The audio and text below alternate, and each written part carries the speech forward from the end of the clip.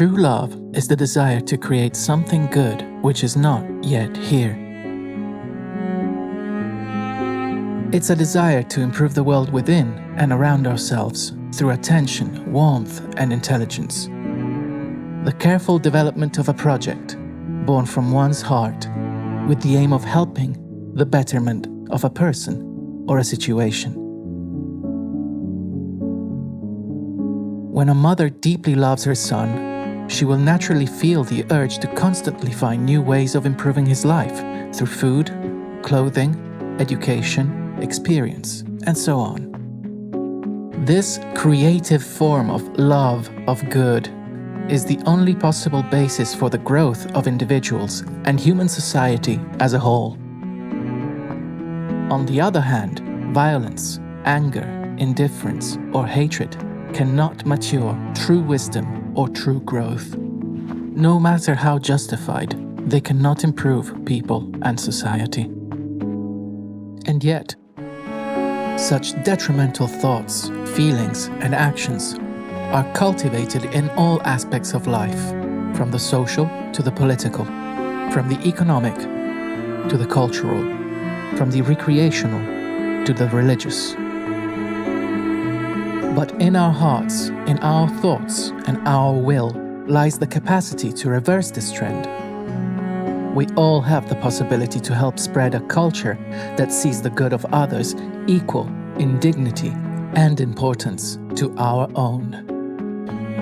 A culture which understands that good is not the mere accumulation of material wealth or the availability of sensory pleasures which ultimately only satisfy one's ego, but the development of sensible, wise, and loving individuals capable of creatively helping the earth and its creatures, human relationships, and mutual contribution, without the need to sacrifice anyone.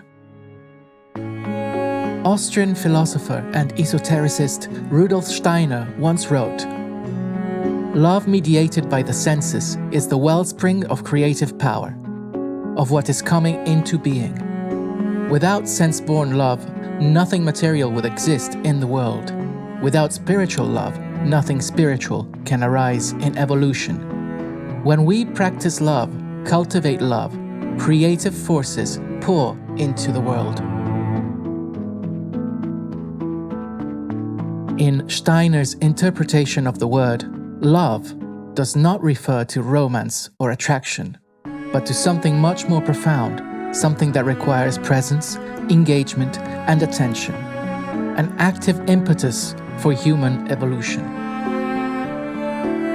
With unconditional spiritual love comes a creativity capable of transforming consciousness, society, even matter itself, into fertile ground for the development of our immortal spirit.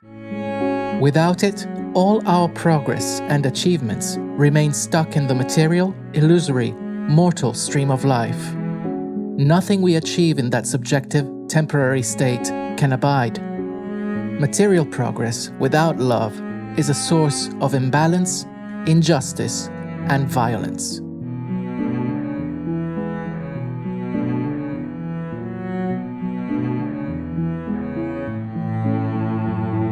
Progress with love is the harmonious development of the true essence of every being. Just as the light of the sun shines down on all alike, the possibility is there for all of us, regardless of status or behavior. When we bring love to everything we do, we become conduits for a greater river of cosmic creativity, ready to be poured into the earth. And we can start to witness changes in our own lives. So, what can we do to bring about these changes? What daily practice can we follow? To begin with, we need to carefully observe the non-random flow of events and people that enter our daily life. At this point, we must gradually try to add at least one daily love dose to these events. In order to be effective, this love dose needs to be a selfless act and, importantly, something we wouldn't do spontaneously. You may ask, why not choose a more spontaneous act? Why go for something that requires a greater inner effort? Because anything that comes naturally already corresponds to our current level of consciousness. Whereas whatever we can do but don't want to do will precisely mark the margin for our personal growth. It's the perfect goal for achieving greater maturity. It's what will really help us become stronger and more capable of doing good. Just like going to the gym, starting a new exercise regime, or learning a new skill, we become better at it by pushing ourselves a little further every time we practice. Love, in that respect, is a muscle that we need to learn to exercise consciously. And becoming more consciously capable of doing good is the purpose of every life.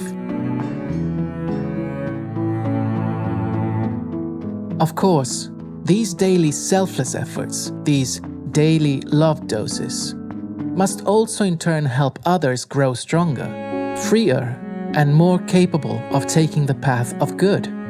A selfless act would be wasted if we were to use it to feed someone's vices or destructive habits.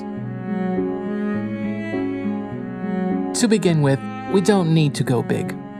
Even simply smiling or sharing a few good words when we don't want to, or performing small but practical actions like tidying the house, picking up a plastic bottle at the beach, helping a colleague or a stranger, are great ways to build ourselves up to more complex and difficult tasks. When a love dose requires an effort, that is precisely where our daily margin of improvement lies. The daily flow of events is sent our way by the spiritual world. It's specifically organized for each one of us so as to give us the opportunity to add something new and good to it. And the most direct way to grow and to facilitate a truly positive evolution for society is to add a dose of love exactly where these opportunities arise. So, why not try to add a daily love dose today? Where we, not casually, find ourselves. With whom? With those who, not accidentally, are with us right now. Will it weigh on us, even if we know it's for their good? Better still then, it'll make us stronger. It will take time and it will be difficult, but it is possible for us to do a little better every day, and the end result will surprise you. You'll notice the flow of events change to fit your newfound loving intentions.